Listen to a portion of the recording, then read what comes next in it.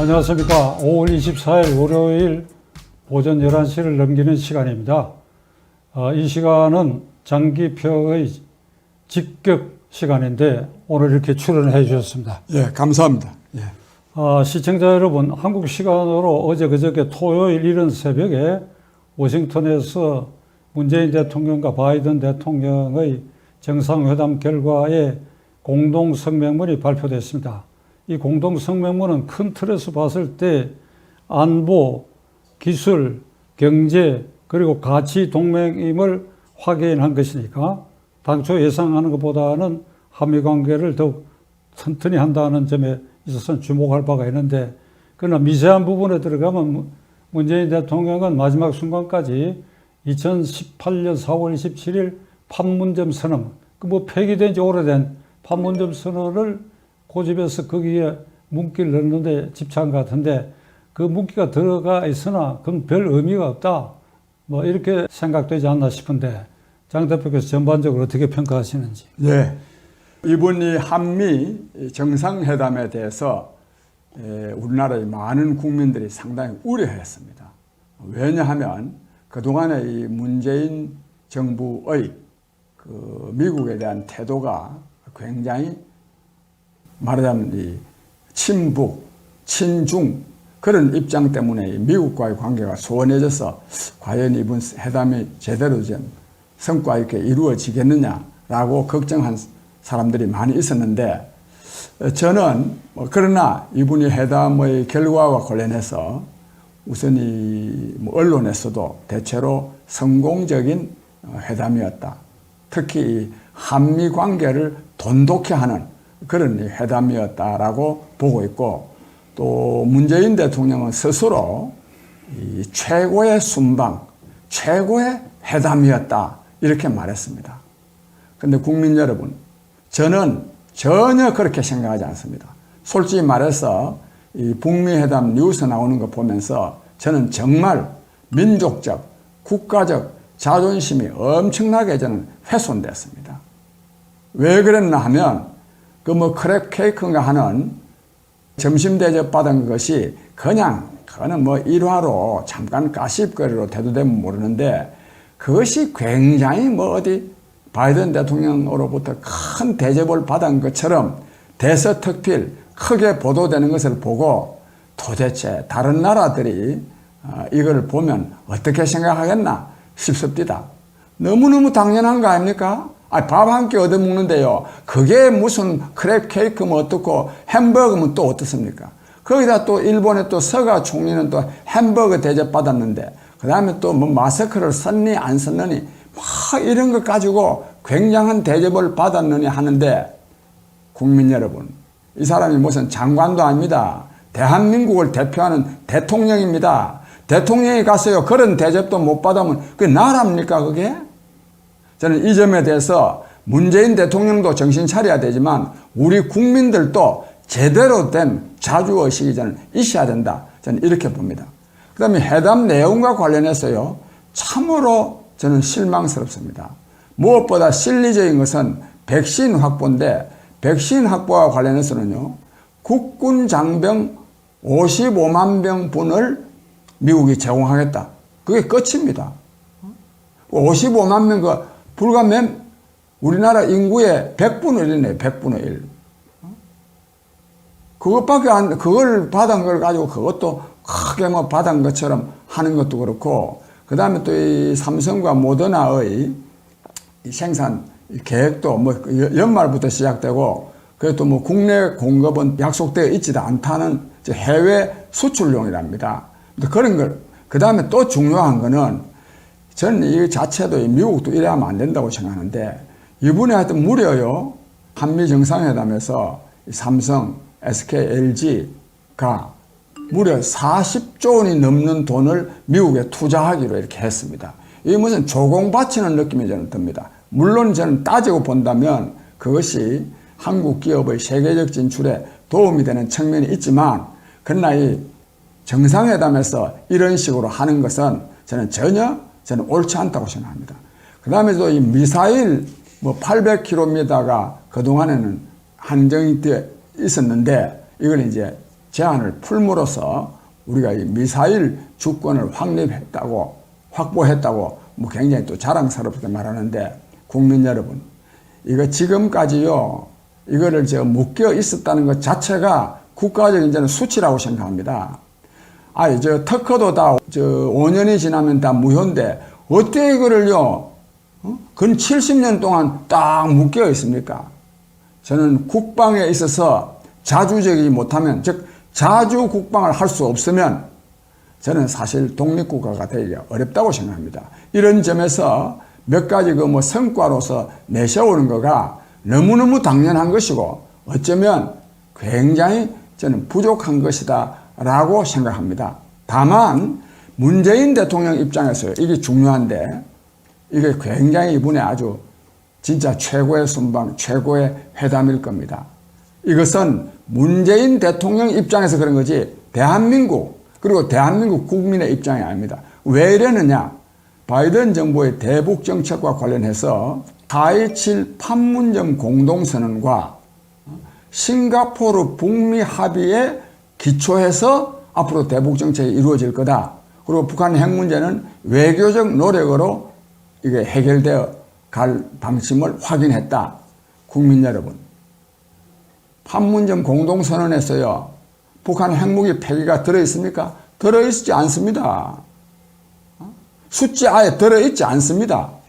싱가포르 회담에서는 뭐냐? 말은 그럴듯하게요, 한반도의 완전한 비핵화라는 말이 들어있지만 실제로 그것도 북한의 핵무기 폐기가 들어있지 않습니다. 문재인 대통령이 이걸 관철하기 위해서 굉장히 노력을 했는데 왜 했을까? 하나는 자기의 치적을 말하면 훼손하고 싶지 않은 개인적인 욕망도 좀 있었겠지만은, 그보다 더 중요한 것은 저는 북한의 핵무기 보유를 기정사실화, 즉 그거를 미국 바이든 정부도 북한의 핵무기 보유를 용인하도록 하기 위해서 한 거다. 저는 그렇게 봅니다. 국민 여러분, 이래가 되겠습니까 이게? 아니, 판문점 선언 가고 싱가포르 회담 가지고 북한의 핵무기 폐기가 손톱만큼이라도 이루어졌습니까?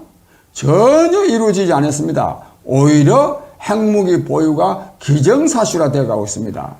지금부터 한 2년 전만 하더라도 핵무기를 한 10개 정도 갖고 있는 것으로 대충 추측되는데, 지금은요, 약 40개를 갖고 있다는 게 공공연하게 지금 인정되고 있습니다.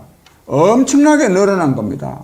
거짓말 선언, 판문점 선언과 아주 허위에 가득 찬 쇼물에 불과한 싱가포르 회담에 기초해서 적당하게 이렇게 국민과 세계를 기만하면서 북한은 지금 핵무기 강국이 되어가고 있는 실정인데, 문재인 대통령은 이걸 모르고 한 게 아니라 알고서 그걸 계속 바이든 정부로 하여금 받아들이게 한 것은 북한의 핵무기 보유를 도우기 위한 것이라고 저는 봐서, 왜 도와려고 하느냐?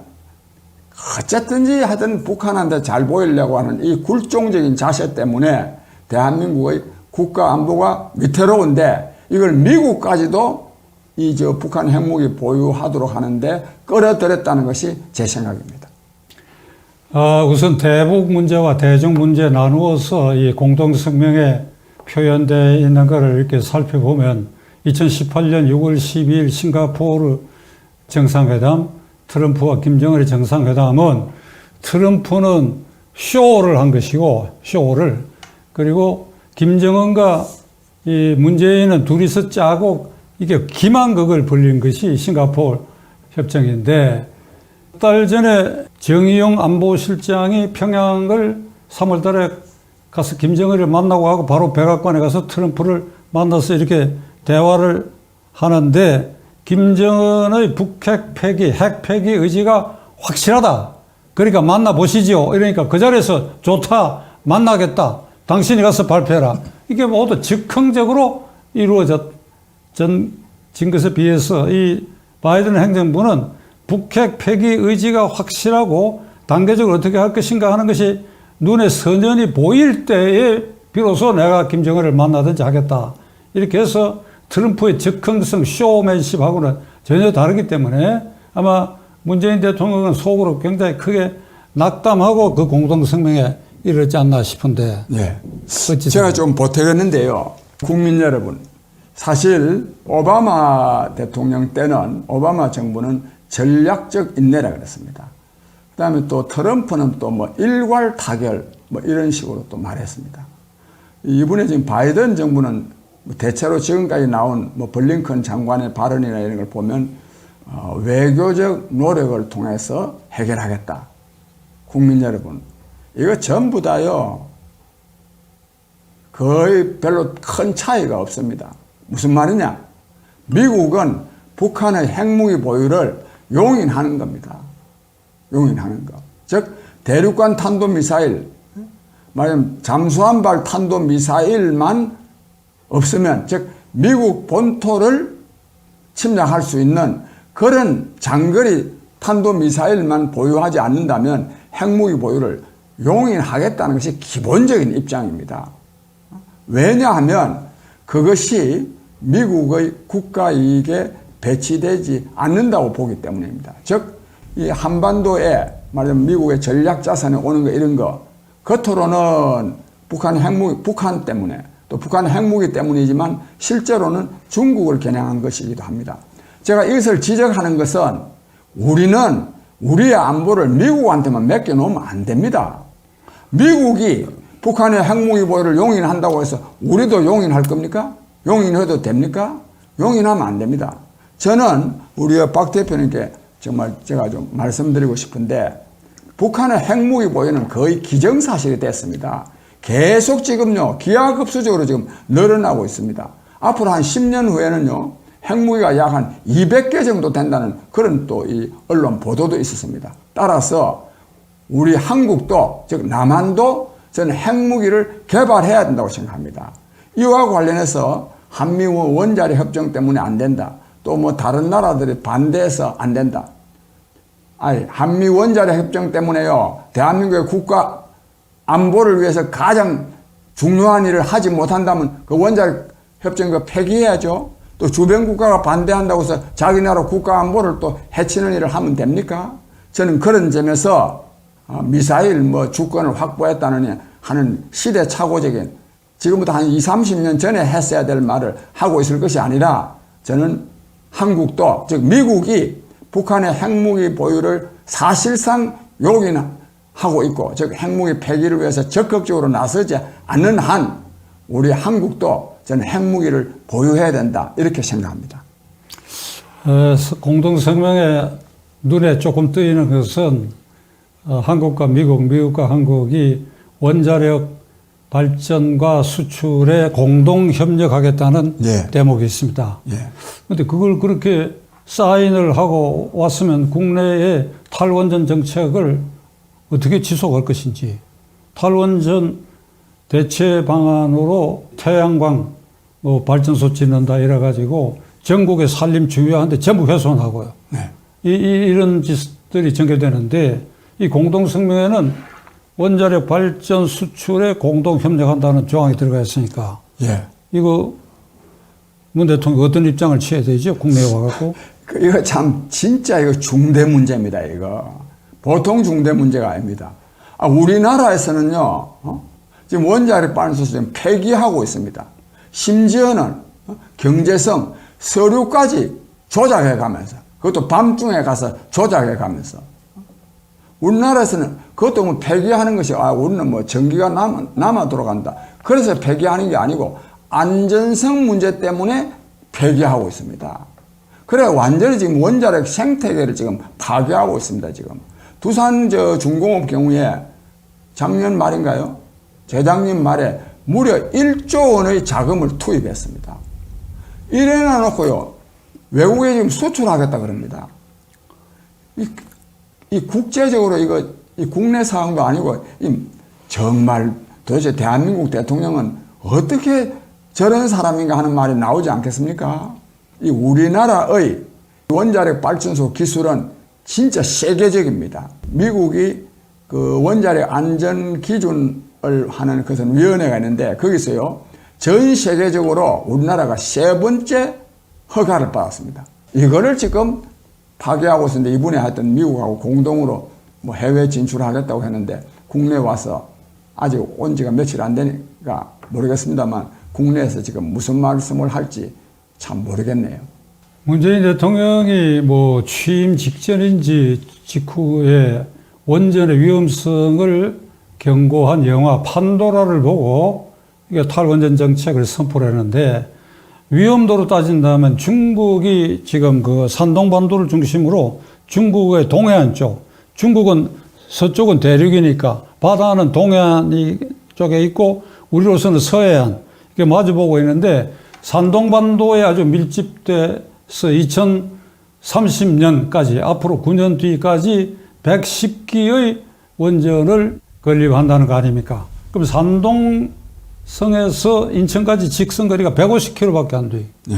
산동에서 아침에 닭 울음소리가 인천수도 들린다, 옛날부터. 그 가까운 거리예요. 예. 그 서울에서 울진은 300km예요. 예. 그러니까 수도권을 중심으로 본다면 위험하기로 말하면 110기의 중국 원전이 더 위험한데, 이것에 대해서는 한마디 말도 못하고 그냥 무슨 태양광 한다고 밀어붙이다가, 그리고 외국에 가서는 우리 원전이 우수하다고 또 이 얘기를 하고. 그러니까 국가 원수가 말의 앞뒤가 안 맞는 걸 이렇게 얘기하는 것은 우리 기성세대는 괜찮아요. 자라는 젊은이들에게도 이게 대통령이 이렇게 이중성을 가져도 되느냐.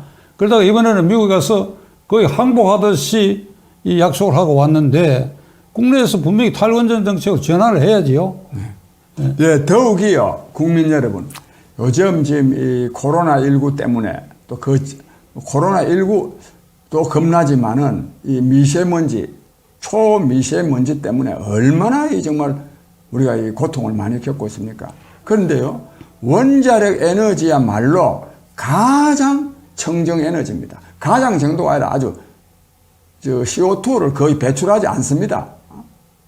그야말로 앞으로 진짜 원자력 시대입니다. 그 지금 중국과 러시아가 지금 전 세계 지금 그 원자력 발전소를 지금 엄청나게 지금 많이 지금 공사를 지금 수주하고 있는데, 우리나라가 만약 잘하면은 정말 이 청정 에너지를 공급하는데 가장 크게 기여하는 나라가 될 수가 있는데, 문재인 정부의 이 탈원전 정책 때문에 이걸 지금 못하고 있습니다. 그래서 이런저런 이유로 이 정책은 하루속히 폐기해야 됩니다.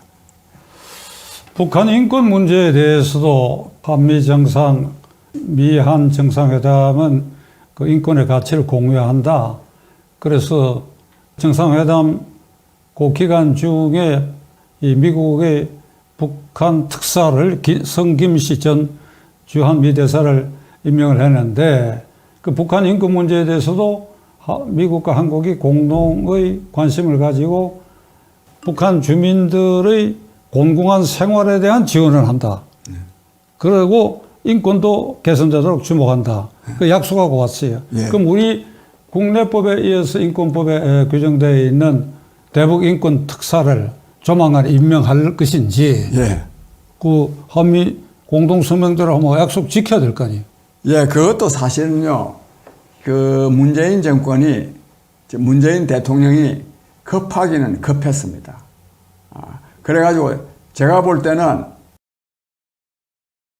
판문점, 4.27 판문점 선언, 또 싱가포르 북미 합의도 아니지만, 그거 어떻게 좀 인정받기 위해서요, 양보한 게 많이 있습니다. 그런데 그 양보한 그 중에 하나가 이 북한 인권 문제에 대한, 뭐 또 중국과 관련한 뭐 또 대만 문제에 대한 언급이라든지 또 쿼드 문제라든지 등등도 있지만, 북한 인권도. 근데 어쨌든 그 국가적 약속 아닙니까?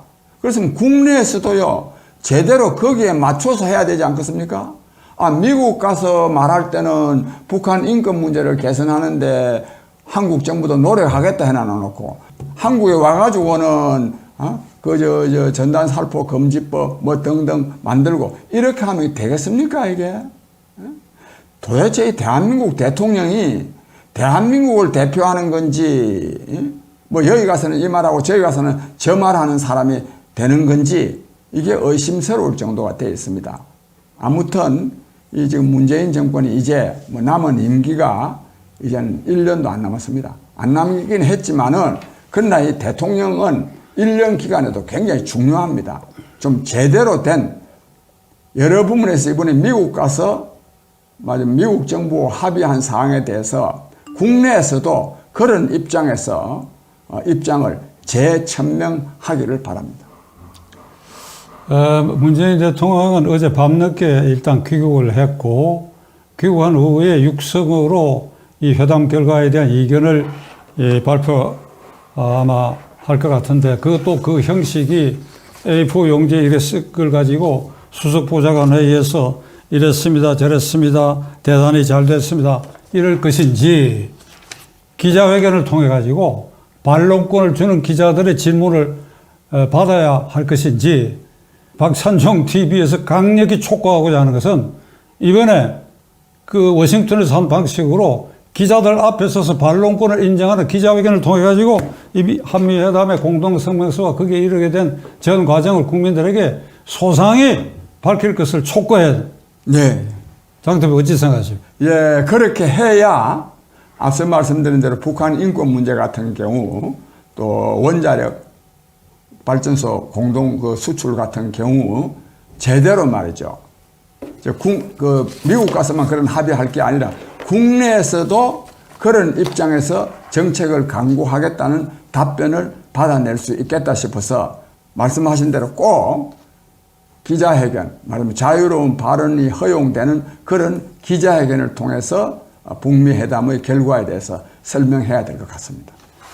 이번에 또 이렇게 A4 용지 쓴 걸 가지고 자화자찬하고 입장 곤란한 건 빼버리고 이래버리면 그 회담 내용에 반드시 지켜야 할 부분이 용두사미로 끝날 위험도 있으니까 다시 한번 촉구합니다. 시간이 좀 지났습니다만 국민의힘당의 전당대회가 앞으로 한 보름 뒤에 있게 되는데 당대표 출마자와 최고위원 출마자 윤곽이 드러난 이런 상황인데 이 대체로 선정 과정의 문제 그리고 어떤 대표 어떤 최고위원들이 선발되어야 하는지 장 대표께서 생각하는 개인적인 기준 견해를 한번 말씀해 보시죠. 예, 저도 굉장히 관심 깊게 이렇게 지켜보는데 하여튼 제가 생각할 때 사실은 뭔가 근본적인 변화를 진짜 황골탈퇴하는 모습을 보였으면 좋겠고 또 그러기 위해서는 젊은 사람들이 좀 진출하는 것이 좋겠다는 생각을 저는 기본적으로는 그렇게 합니다만 이번에 나온 젊은 후보들 또한 그동안에 야당 국민의힘의 근본적인 변화를 위해서 제대로 주장한 바가 저는 보지 못했습니다. 그래서 이 젊은 사람들한테도 기대하기가 어렵고 또 이미 또 중진들은 자기네들이 할 만큼 하고도 제대로 이 변화를 이끌어내지 못했기 때문에 제가 사실 좀 기대한 사람들이 있었는데 또 그 사람들은 막바지에 와가지고 또 출마를 안 한 건지 못 한 건지 해서 조금은 좀 실망스러운 눈으로 보고 있습니다. 그러나 또 정치라는 것은 개인이 하고 싶다고 하고 하기 싫으면 안 하고 하는 것도 아니고 국민의힘의 근본적인 변화를 바라는 국민적인 힘이 있기 때문에 누가 되든지 상당한 변화는 저는 이루어지리라 이렇게 기대합니다. 제가 개인적으로 당대표 그리고 물론 최고위원에 나선 이들 가운데 특별히 당대표의 경우에는 2017년 대통령 선거 때 홍준표, 안철수, 유승민 이 세 사람이 얻은 표가 49%. 그리고 문재인 후보가 얻은 표가 41%. 그런데 어이없게도 이게 우파가 단일화되지 않아가지고 정권을 내줘가 지금까지 우리가 이런 고통을 받고 있는데 이번에 국민의힘당 대표나 최고위원 되는 이들은 지난번과 같은 그런 사태를 몸으로 막아야 돼, 몸으로. 네. 몸을 던져야 돼. 몸을 던져야 돼. 몸을 던져가지고 이 몸이 희생되더라도 반드시 단일 후보를 내겠다는 그런 각오, 그냥 빈말로 사의적생의 각오를 하겠다, 무슨 불쏘시개가 되겠다, 상유 12척의 충무공 정신을 하겠다, 이게 다 소용없는 말이고 행동으로 확실히 하겠다 하는 것을 보인 사람 중에 대표도 나오고 최고위원도 나와야 될 거 아니냐. 예. 또 그렇도록 만들어야죠. 예. 그 점을 저는 개인적으로 강조하고 싶은데 장 대표께서는 당직자 예. 그러니까 당협의회 위원장 중에 한 분이시고 중진이시니까 그 점 한번 이 방송을 통해서 한번 경고하시죠. 예, 방금 말씀하신 대로요. 이분이 대통령 선거에서는 반드시 정권 교체가 이루어져야 됩니다. 또 그러기 위해서는 후보 단일화가 돼야 됩니다. 당 대표를 맡은 사람 또 그뿐만 아니라 이 단일화를 위해서 진짜 몸을 던져야 된다. 이런 말씀은 그건 진짜 정말 나라를 위해서 뭐 야당을 위해서만이 아니라 나라를 위해서 이 망해가는 나라를 위해서도 반드시 단일화가 되도록 진짜 몸을 던져야 되겠습니다. 제가 개인적으로 장 대표에게 말이 나온 게 부탁을 하나 드려야 되겠는데 예. 당내에서 지금 가장 중진이시고 제야 원로이시면서 당협위원장이라는 당직을 맡고 계시니까 예.